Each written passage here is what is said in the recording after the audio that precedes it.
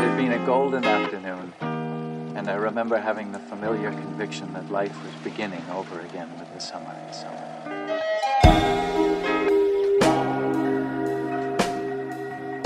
Yeah, I try not to be snobby about movies. No, yeah. I try not to be snobby about anything. I hope I'm not. But I think I would enjoy. Dude, I Fast Five, great movie. Honestly, I just see it as, like a time to value index. There's only a limited amount of time. There's tons of old movies and high quality movies. That's how I view it. And so if I'm going to use my finite resource of time, I'm going to prioritize Double Indemnity over The Flash. Yeah, exactly. Well, that's the thing, and that's what I always tell people. Like, you don't watch a lot of new movies. Well, I've seen 3 new movies in the last week, right? In the past 7 days, and we're on a roll, man. Yeah, I mean, but that's the most new movies I've seen. But I go see a lot of new movies, but it has to be. I have to feel like there's something in it, and I know that's like a snobby way to look at it, but it's exactly what you said. No. At most, I can watch 1-2 movies a day, but most of the time I don't even it's like 4 or 5 a week, maybe. That's the average. And you only have so much time. You got a lot of stuff going on, and I just if I'm not going to enjoy something, I'll tune out. I'll turn it off, or move on.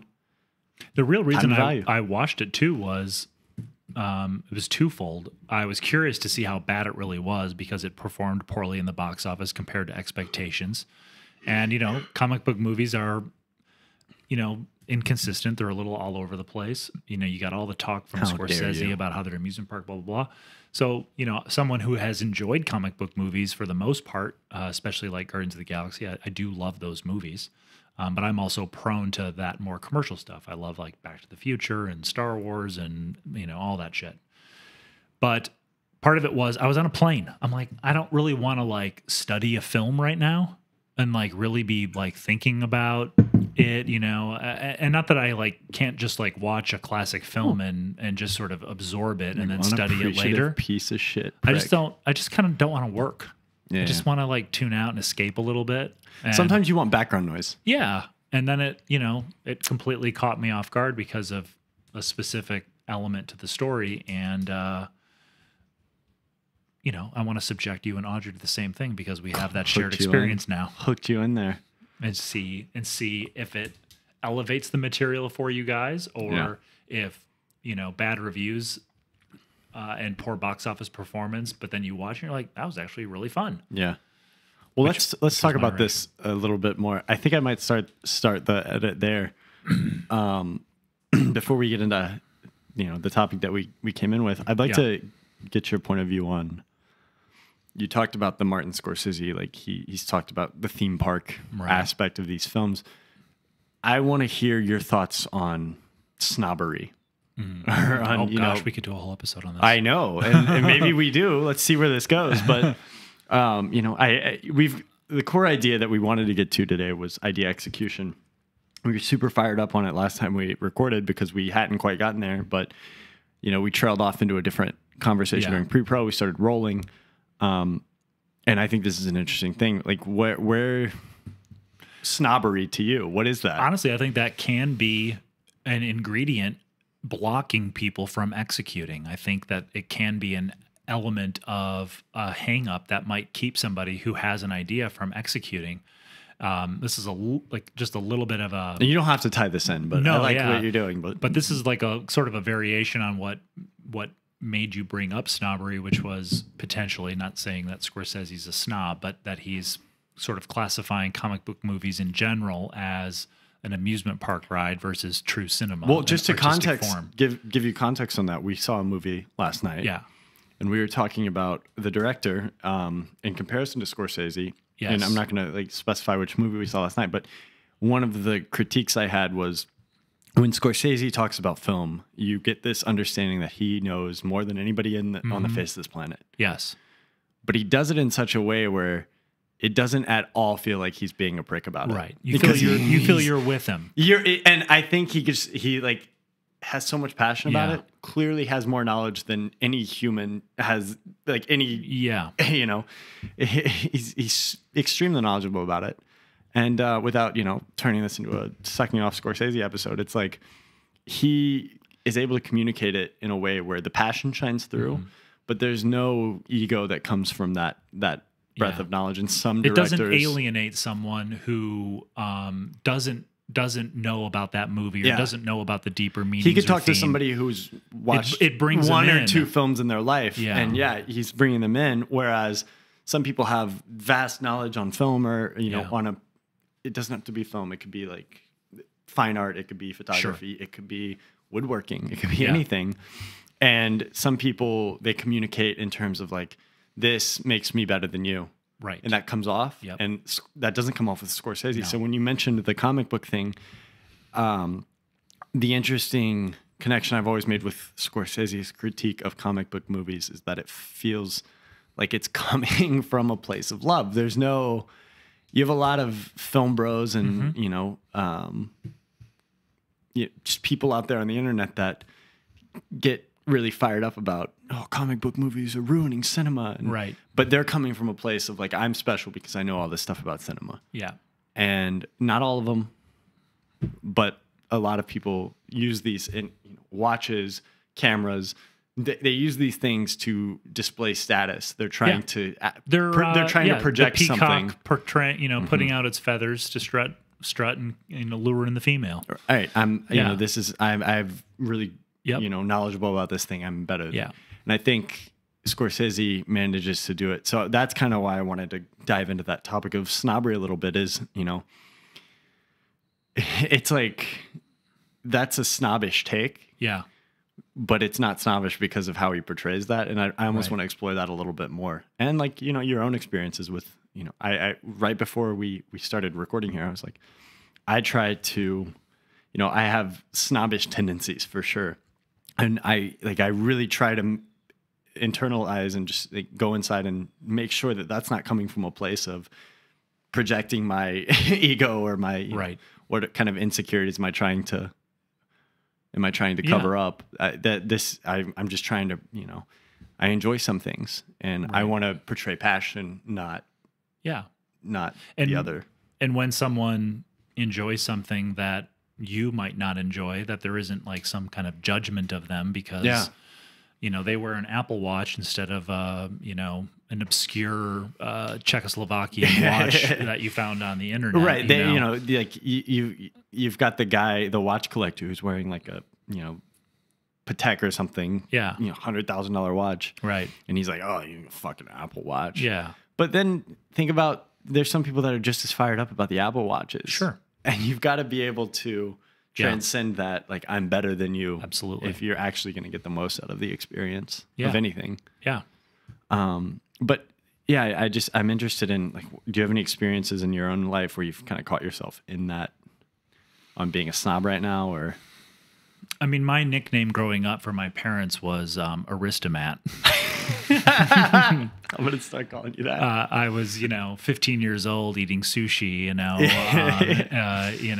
wanting the finer things in life. I was, That's what my mom would always say, that you've got expensive taste. Yeah. Yeah. And that's really where it came from. Like, I really liked, sometimes I think certainly part of me maybe liked certain things because it was expensive or it was associated with people in a higher class than my own. I don't know where that comes from, or it always felt to me like it was just kind of something I was born with, but it's hard to know what influences when you're that young might steer you in that direction. I don't know. I mean, I have some things that are nice. They're not crazy expensive or luxurious. I don't know that if I won the lottery, I would be like acquiring the Mount Rushmore of luxury items and all that kind of stuff. I'm perfectly comfortable with my Wilson set of golf clubs. I'm perfectly fine with my 2019 almost base model F-150. And I don't feel like I'm missing out on something because I don't have a Mercedes S-Class, I think that's the biggest thing. Do I appreciate an S-Class if I ever get to ride in it? 100%. Yeah. All the little tricks and the things they do, like they do a thing where like they have an acoustic treatment inside the car where if you're talking in the front seat, it like projects your So you voice can through hear- the speakers in the back seat, so you never have the person in the back seat who's like, "What? I can't hear you. It's really loud in here." Yeah. And I'm like, "That's pretty cool." Yeah. Nice feature. But you know, so I think So I I think th- you hit on something though, like just appreciating. yeah, And I don't think there's anything wrong with seeking out, like, that clock is one of my favorite things. Yeah. We bought that clock. right, Because the first time we recorded an episode, I was like, man, it's really inconvenient not being able to see what the time is. I feel like I'm Yeah. being disrespectful when I'm doing this or when we're checking the phone and we're having Right. we're having a conversation. I need to Absolutely. be present. You want to be present. yeah. And so I was like, we need a clock. That was $1 at Goodwill. $1, yeah, And it's right. it works Yep, great. it's great. It's the finest mechanical movement. No, it's a freaking wall clock. It works beautiful. It looks great. Right. Fits the vibe of the room. And I think that's And I think that's kind of the indicative of one of the things of why we get along. You know, we appreciate finer things and an opportunity to acquire one, even if we don't buy it brand new. You know, we can appreciate that, but we can also appreciate simpler things. I mean, I have a Casio watch, you know, that was trendy back Casios when are I was, awesome. you know, whatever. Well, like, Casio yesterday. Yeah. Like, this watch costs yeah, like $150. right. And I mean, like my $200 clothes, I wear a pair of black Levi's, and I've got some J. Crew T-shirts. You know, it's you know, relatively simple. So, you know, on the flip side of my parents nicknaming me Aristomat, my brother and I would often. My dad, you know, had a master's degree. He was an English teacher at high school. You know, he studied English literature and all that. And he, I think, searched for, growing up in southern Wisconsin, worked at a marina, you know, kind of blue collar, all that stuff, worked at a factory. He sought out, you know, some finer things sometimes, but not with any air of snobbery. But my brother and I would just kind of be idiots toward him about stuff, you know, like kind of on purpose to get a rise out of him. And he would just kind of mutter under his breath in a joking way, loving way, but he would call us Philistines. And we just loved it. And we would say, like, that's, you know, like my dad later on, we would say to my dad, would say something like, we'd be like, Dad, that's a really Philistinetic thing to say. And he goes, you can't use Philistine as an adjective, son.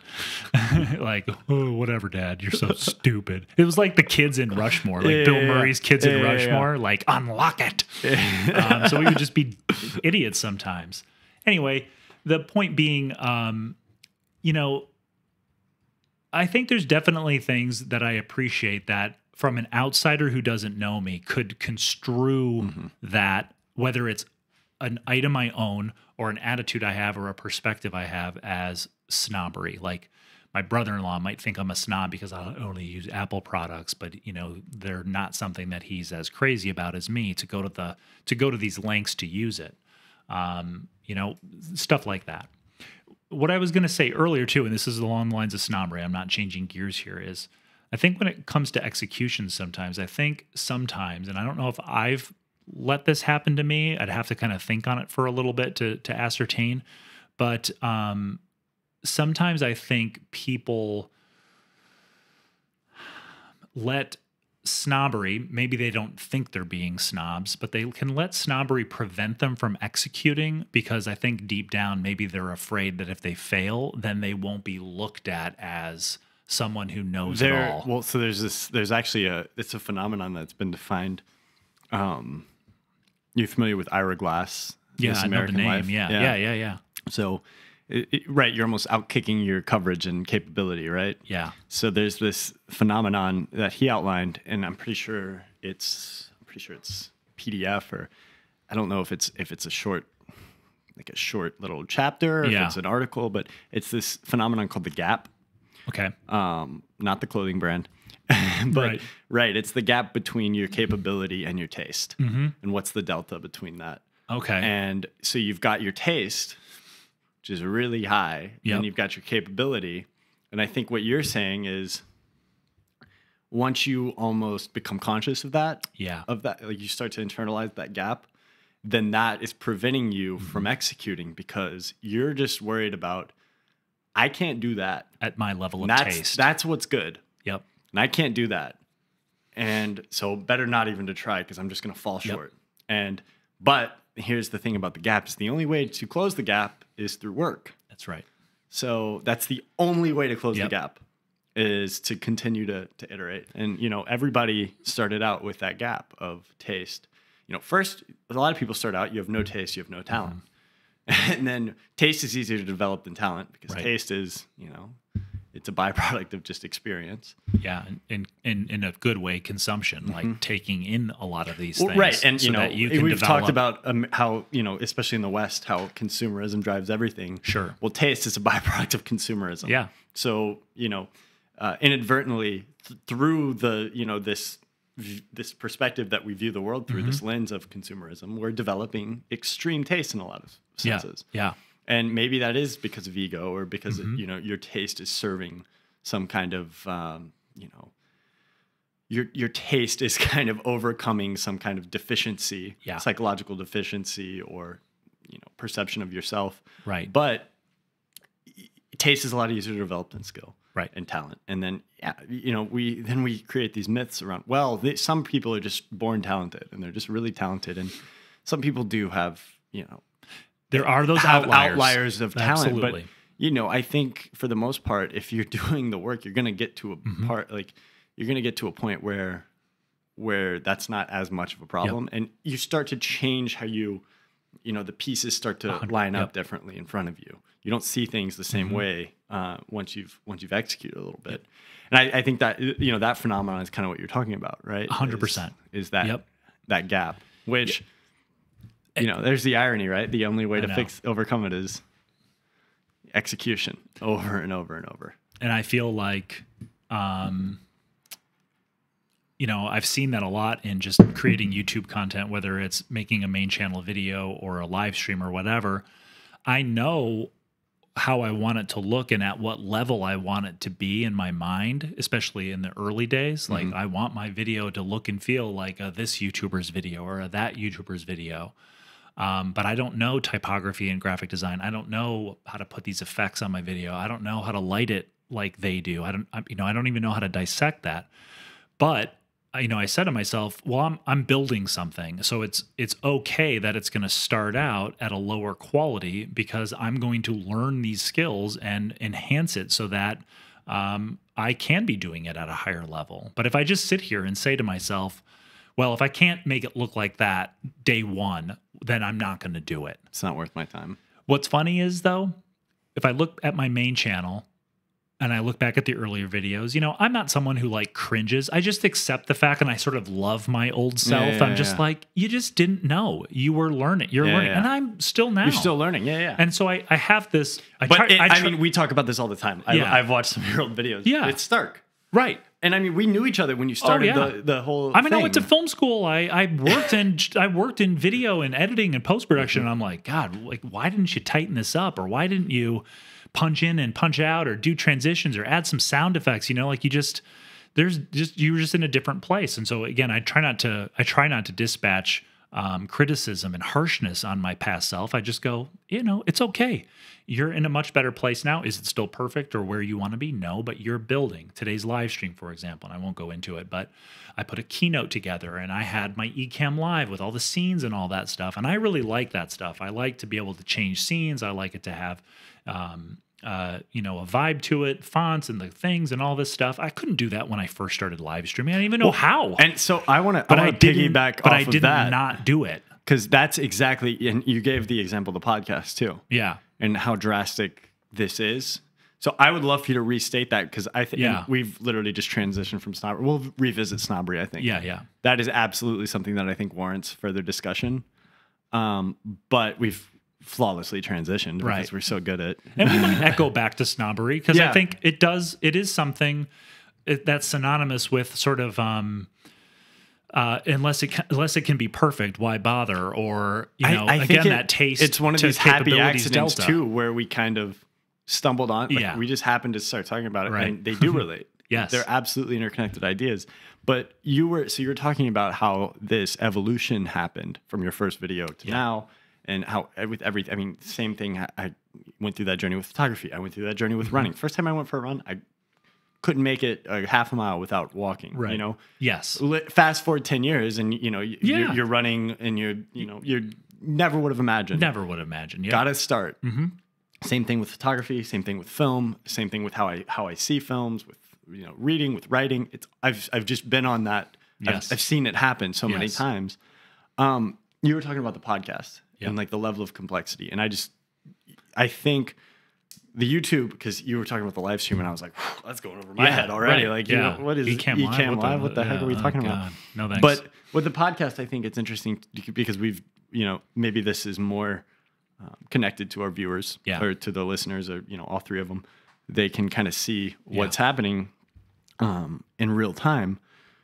We had this as an idea, and I think, you know, walk us through the execution, and then like just the complexity level. We came in with all of this experience, but you know, compared to a person starting from scratch, we knew about audio, we know about images, we know about editing, we know about what's on the cutting edge, what are the core principles, what do we need to focus on. You know, obviously the most important thing is, do you have anything meaningful to talk about? Right. Do you have any value to provide? The verdict is still out on that, but no, but I think, you know, there's so many complexities, and you presented it well earlier, so I'm just going to hand it to you, kind of let you walk through that. And feel free to guide me a little bit back to where I was if I don't quite get to what I was saying. But I'm going to start out by saying, you know, my main channel, and then I started a photography channel, and we started this podcast channel. And right off the bat, you can see from out of the gate with my photography channel, I really love the banner that I made with like a VHS cover that has the title of my my channel on there. And I selected a font and how I wanted to look for titling the videos. And I came up with like just a style guide, if you will, that I didn't actually document, but I just have it in my head. And the level of quality, I would say, or sort of taste level, is much higher right out of the gate. Like, I won't look back on that channel and this channel and go, what the, you know, God, what were we thinking? Like, we just didn't know what we were doing. Now, does that mean we're not going to improve the podcast channel or even my photography channel? Absolutely. But I feel like you're starting at such a higher place because of everything you learned and built off of, for me, from my main channel, just like stumbling through it and figuring it out as I went. And so what I love about this channel, and if we're talking just like the overall look of it, and how we set this up and the cameras we chose, everything, part of it is almost a rejection of higher quality tools to almost have like a higher quality through low quality. But quality through the process and not through the execution. Right. Maybe an execution is a poor word, but quality through the. I understand what you're saying. Yeah. And we knew setting this channel up, like, we've got to come up with like our avatar, our banner, our fonts, like what all that stuff, so that we just have this sort of consistent look and vibe when we start. And I think also like a key thing that we kept referring to was it needs to feel like you and I are just grabbing coffee. Yes. Like, as far as, you know, this is as unassuming, like, right. we joke about it all the time. Like, we always have drinks and like you'll have coffee, like we'll eat. There's all of these things that informed. We could have had the boom arm mics and the headphones. Yeah. But that's not how we have coffee. Well, and we're doing what we normally do when we have these conversations. We just happen to add two microphones and 3 cameras. Yeah. And a light. We turned the light on because it's always there. The light's literally just sitting there. So, you know, that delta that you talked about between capability and taste was, for me, small. Like, it just made sense to put the channel together the way that we did, to take what we were doing that provided us value and hope that it provided value to others. And we chose tools that were both that both had a certain taste quality to them, like these cameras, and microphones that aren't the Shure SM7B that every podcaster has on the Blue Compass arm, and which is funny because we've gotten compliments on the audio. Yeah, like, how do you guys do that? And then we're like no frills with the audio. I asked you last week, like, do you put a compressor on? Do you do a DS or all that? Pretty You're like, frill. pretty much nothing. And, you buy a good different we try to build it in. Right. We try to do all the edits in person. Right. We're editing as we record because that saves us time, because we knew. Yep. If we overcomplicate the process, it's not going to happen. And now we're 12 episodes in. Yeah. and it's second nature almost. Well, and we take all of our consumption of the form, and I'm just going to say YouTube in general. Obviously, there's podcast YouTube, there's, your channel, my channel, those types of videos. You take all that consumption that you've done and you start to develop a taste level. And you dial it in as far as high quality, as in like 4K cameras, and like there's a bunch of studio lights, and it's super polished, and it's got a color grade, a custom LUT, all this stuff. And then we also combine, well, we've made our own YouTube videos, and we know how time consuming it can be to edit just a 8-minute video where we're talking to the camera and showing some B-roll. We need this to be as little nuts and bolts, man hours to get it done as possible. So how do we take what we've consumed, what we know of the workflow, our own capabilities, and our taste level, and combine all that to have something that feels right away? But again, that's all built off of all of our collective experience leading up to it. My channel and how all the stumbles and stupid stuff I did, talking to camera for an hour and a half and cutting it down to a 45-minute rambling video with like no real thought to compress the story or have an outline or anything, all that stuff. And so I think that stuff really lends itself to the ability to execute. And now what we talked about earlier with us having a conversation after that movie that we saw with our friend Cody and talking about, film and filmmaking, I think that we are standing at the precipice of capability, taste, and the complexity of a collaborative art form and what that does. And for us to execute on what we all want to do, which is to make movies, short films, documentaries, whatever, even if it's not, let's get a studio deal in 10 years, it's, let's just put stuff on our YouTube channel or a website or whatever. Well, everybody leads with expectations almost, and that's the wrong. Yeah. You should lead with, let's get together and have a creative collaboration. Right. It's like having drinks. Yeah. Like, it's let's get together and hang out and flex some creative muscles and try some things. Yeah. Well, and maybe the end result of those initial collaborations, we don't have to sit there and go, this film needs to be at a level of quality that we can submit it to film festivals. Too linear. Maybe it's too linear of an approach. Yeah. Right? Maybe it's just, let's start figuring out how we work together, just like you would a rough draft, right? The vomit draft we talked about before. Don't judge what you're writing. Just get through. We have the benefit of, we have worked together before. Right. Like we all work pretty well together, I think. In just the risk of getting too much into the specificities of our stuff, I want to take what you had and then kind of just contextualize a little bit. Yep. So you were getting into this, but I just want to put a title on it. Where should you start? Like we've got people listening to this, I'm sure, from all levels of experience. We've got people probably with experience. I don't want to isolate those people. We've got people who are just out there wandering. Yeah. Like we've all been there. Struggling with execution. We're still wandering on plenty of stuff. Sure. Where should you start, though? If you have something, and I don't want to get too basic where it's like, well, create a plan and then execute that plan. But on a creative endeavor, where should you start? Maybe walk through. I mean, I'm going to give just like what might feel like super cliche, like psychiatry. And again, talk. these are two takes out of a sea of them. Absolutely. There's none. The thing that has worked for me, and it's a little bit corny, is changing my mindset. And I'm going to use an analogy of going on a hike up a mountain. Changing my mindset from standing at the trailhead, looking up at this giant mountain going, I'm going to climb up there. This seemingly insurmountable feat. Like, how am I going to do this? To just focus on 100 feet at a time. Yeah. And break it up into bite-sized pieces. Not even having the mountain in your mind?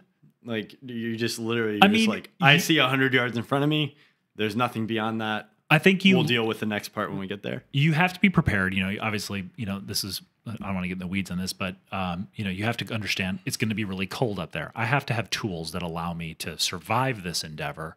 But as far as the mental perception of how seemingly insurmountable it is, just break it up into 100 feet at a time. Just do a little bit at a time. And that has helped me immensely with preventing me from locking up with trying to execute something, an idea, especially a grand idea. And again, we were talking earlier in the pre-pro, we historically, between you and I, have done pretty well with executing on solo creative endeavors. Right. Getting photography portfolio and going out and doing street photography, making YouTube videos about it, you and your writing, me and my writing. Commercial work, doing... a lot of stuff that I don't have to rely on a complex system to make it. Now, obviously with like my YouTube channel, somebody who hasn't made YouTube videos and is thinking about it is going to go, oh yeah, dude, that is complex. You got to get a camera, a computer, this and that. 100%. For me, the complexity is collaboration. It's calling you, it's calling Cody, it's getting Ian, it's getting the whole crew together to give their time to something that ultimately is sort of like, I'm the tip of the spear, if you will, even though we all are going to be involved in making it. And instead of like thinking again of the whole mountain of getting everybody together and getting a location and all this, how can I look at it 100 feet at a time and not 100 feet at a time for a big project, but just go, what if we just get one actor and my wife and kids are gone for the day and we film a scene at my house together.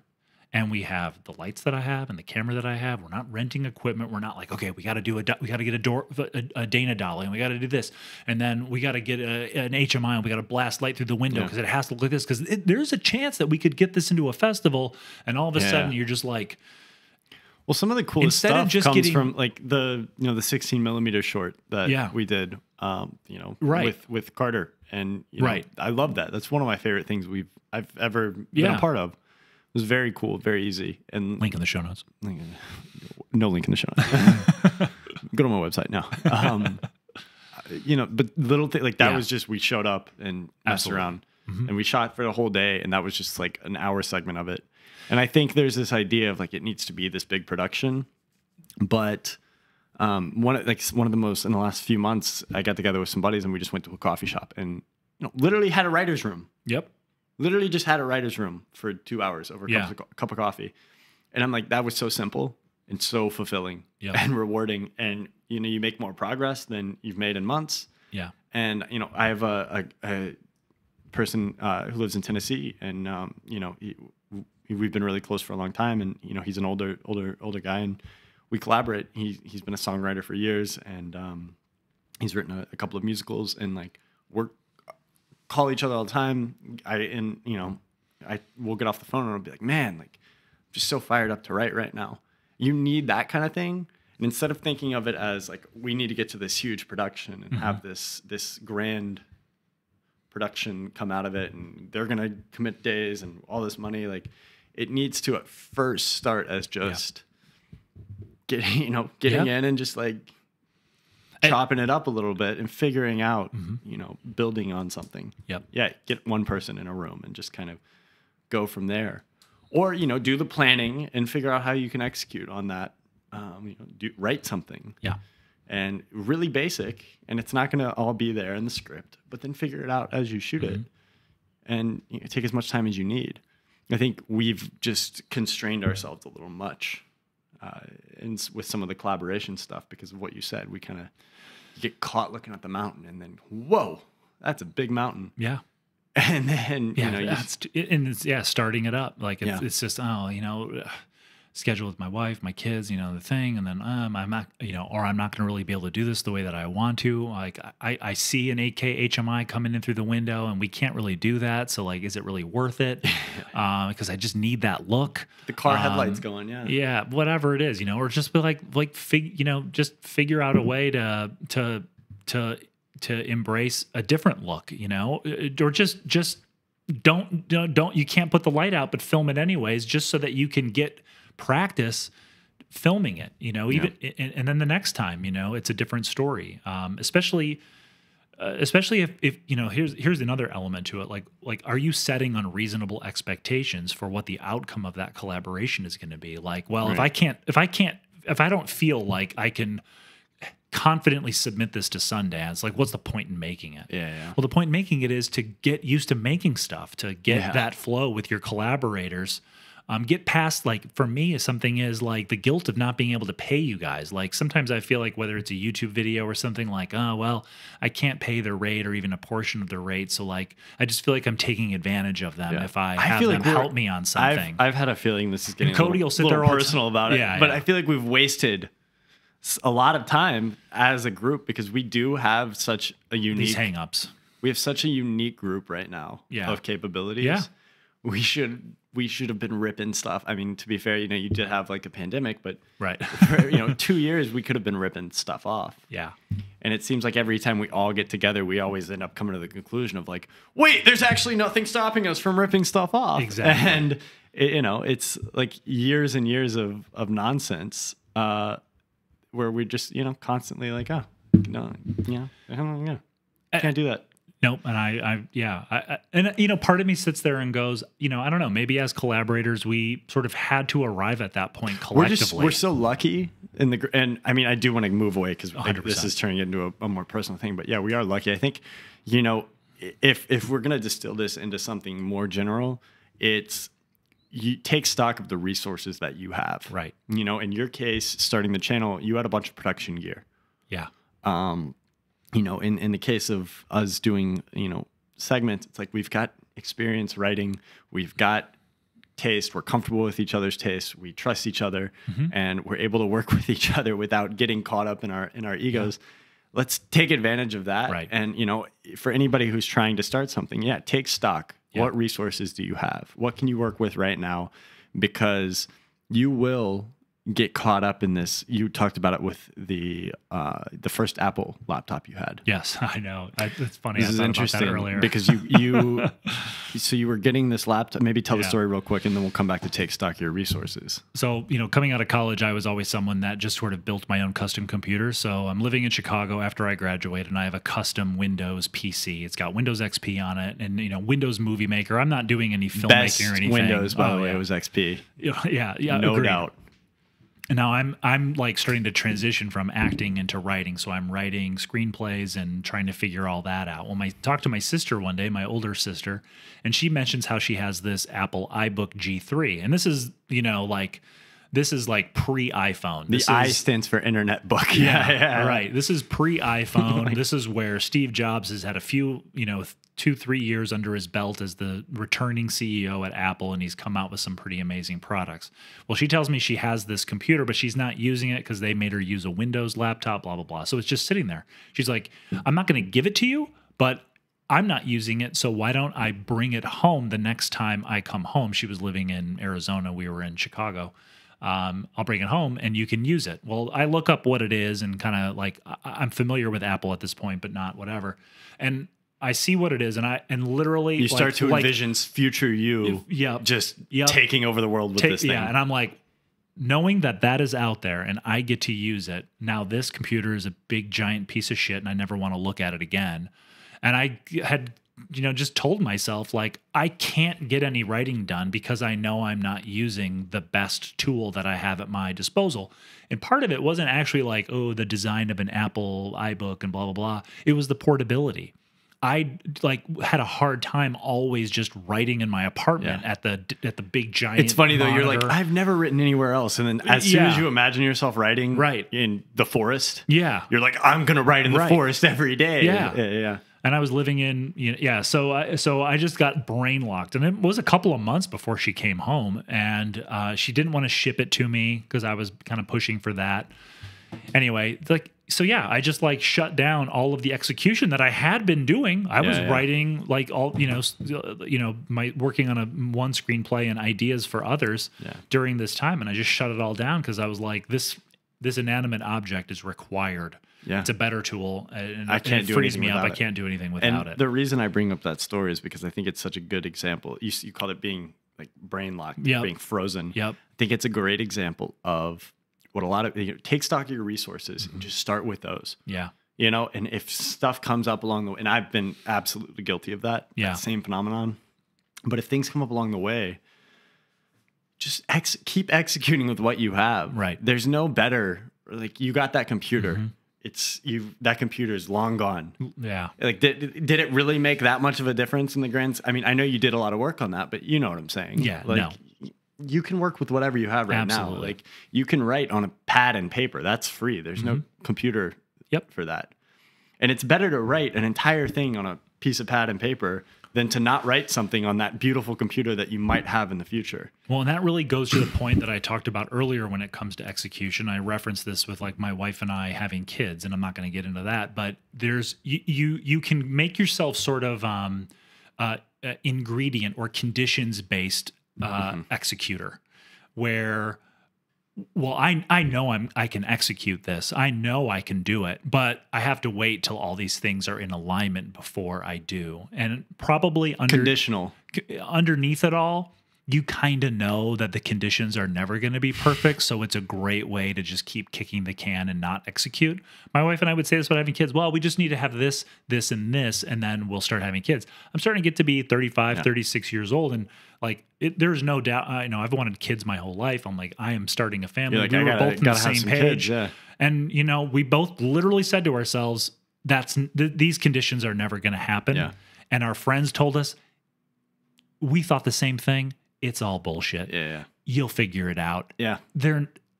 Your fears are guiding you right now. Yeah. Don't let them. Just get started. And I think that's the same thing. I think we have multiple ingredients of things, because to give ourselves credit, kind of what I was talking about, my old YouTuber self, like, love that guy because he was clueless or didn't know this or didn't know that, but it's okay. We have done stuff. We did a spec television commercial. You did the Revlon thing with the 16 millimeter film. We did a couple of YouTube videos, and there was pay involved in that, but it was still We've done pre-production on a couple of projects that tailed off, but we shot a documentary, but I haven't edited it, and we haven't looked at it any further. I know we will. Yeah. And we may even look back on that one specifically and go, I kind of feel like it had to happen this way. Yeah. Anyway, maybe that's what we're telling ourselves. Yeah. But these that's the iBook. These conditional executors. So you have sort of like the snobby folks, right? Like you talked about the delta between taste and capability. But then I think you also have like the conditional non-executors. Yeah. You have people who are like, I'm confident that I can do it. It's just that I need this, this, and this. I would say there's a little bit of both. Like I 100%. think there's a fear of not meeting that taste expectation, or even a knowledge that, like, I mean, look, I'm not gonna hit that taste expectation. Yeah, my taste. Like I love, like especially in film. Like I really appreciate good film. I don't have that capability at this current moment in time. Like, no. Just because I haven't done it as like I'm sorry, but like I'm not gonna, like, I can't lie to myself and be like, well, you could totally be Martin Scorsese. You just have to get out there. Like, here's another thing. But I know I have a unique vision of like how I see things and how I do things, and it's kind of like I'm not trying to make a Martin Scorsese movie. It's like I heard this quote the other day from that John Mayer video I sent you. Yeah, he's like, if you've never been cool, you've always been cool. Like if you're not trying to do something, then you're always doing something fine. Yep. And that's kind of the approach that I take to just everything. It's just like, well, as soon as you get past the point of like, I'm doing this for somebody else, it's suddenly just like, well, what do I like? Right. What gets me fired up? And like this podcast, man, like, I know. We've got 30 something subscribers. It's like, we get a listen a day on, iTunes or whatever. I love it. It's been one of the most rewarding things I've done this year. Fulfilling. And I'm like, the aesthetic's perfect. We kind of got it all like figured. And I'm like, that gets me fired up. So I've started to shift into the same approach to, filmmaking. And, I had this shift with photography a little bit ago too. And writing too, it's just like, stop doing the taste comparison thing and just make what you enjoy. Yep. And I know that sounds ridiculous, but it's like, if you focus on that, then eventually the skill level will build up to a point where, I think we tend to focus on the gap. Yep. And we hyper focus on the gap, and we hyper focus on, this. And then, yes, we also, as a, I don't know if it's a byproduct or if it's just a parallel, we will constantly be like, well, if I just had a better typewriter, then, or if I just had, 3 weeks conditions and could go away, because that's like a way of keeping ourselves from just self-hatred almost and self-loathing. But no, I mean, I think we just need to, use what you have, take stock of what you have, and just focus on making something that you think is cool. Yep. And if you think it's cool in that moment, if you're true to what your current self-expression is, and like, wow, this is cool to me right now, then you might evolve out of that. But at least it was cool to you right there. At least, because at the end of the day, it doesn't matter. Like anything we make is not going to be around at some point. So it's like, you can make things for other people. You can base your whole life around impressing other people or impressing, whatever, some expectation, or you can just spend it enjoying every little moment and like having fun dialogues and having, creative idea flow and just, oh, that's a cool one. Let's execute on that and see what that looks like. Oh, here's one. That's kind of cool. Let's see what that looks like. Like, oh, I get it. We talked about getting into new hobbies. It's like, oh man, that's kind of cool. Let's see what that looks like. Let's see how that hobby looks on me. Try it, experiment.